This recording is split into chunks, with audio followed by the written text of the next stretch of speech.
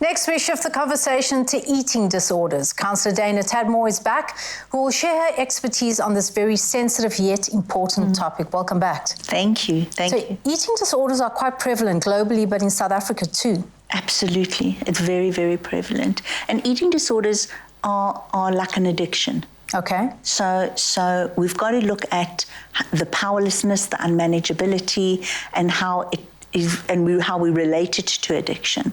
Okay. You know, how it takes over your life, how it takes control of your life. There are a whole lot of different aspects to it. What are the different eating disorders that one, could potentially challenged by? The most prevalent ones are anorexia, which is restriction, bulimia, which is binging and purging, overeating, and there's a new one which is quite very popular, called orthorexia, which is orthorexia, which is addicted to healthy eating and healthy exercise.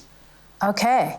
Yeah. And how are we navigating that at the moment? I mean, what would you say? It's actually very, very prevalent in that lots of people say, but I'm being healthy. Okay. And I'm exercising appropriately. So we've got to look at it. It's great that you're eating healthily and that you're exercising appropriately, but that it doesn't take over your life. Yes. So it's not like if you invite me over for dinner, then I'm going to bring my own piece of grilled chicken and boiled broccoli for the meal, because I'm nervous about what food you're going to cook and how many calories it's got. So it's something like that, which shows the powerlessness. And also if we have an arrangement and I say, I can't come because I've got to go to gym, I've got to exercise, or I don't want to go out for dinner, can we just rather do a coffee instead because I don't want to eat out? So that's where it is so prevalent and so popular. It's kind of popular amongst the people these days because it's great to be healthy. And it's probably masked as eating clean.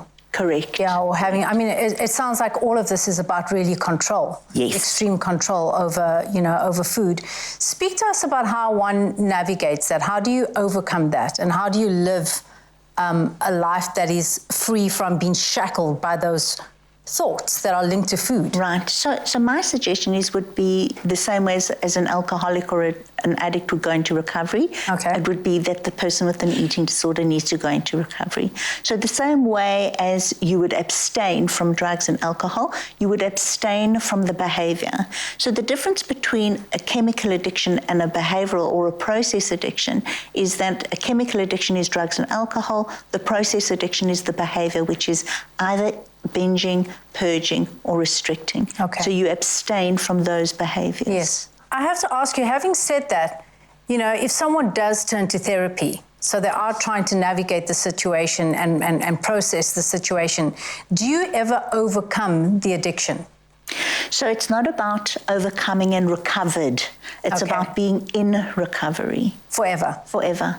Yes. So it's about working a program forever, constantly being aware that you don't relapse on those behaviors. Yes. And so, for people that are trying, I've been in the situation where you try to eat healthy or you try to abstain from sugar or, too many processed carbs. What often does come in is when you do then relapse, so to speak, you'll end up shaming yourself. Correct. And it becomes a self-stigmatization. Yes. How does one navigate that process mentally with oneself? So it's about being forgiving. It's about being loving and kind. An eating disorder really damages the self-esteem and self-worth. But if you are restricting, then you are going to want to kind of relapse and then maybe have a bit of a slab of chocolate or a burger or whatever it is. And then it's about saying, it's okay. Yeah. It's actually okay. I'm allowed to eat this.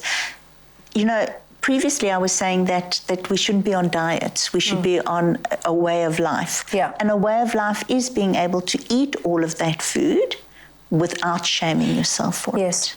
When it comes to family, how do we see the signs? Because obviously and importantly, families are usually the last ones to know what's going on in the home. Absolutely. What are the signs that you look out for?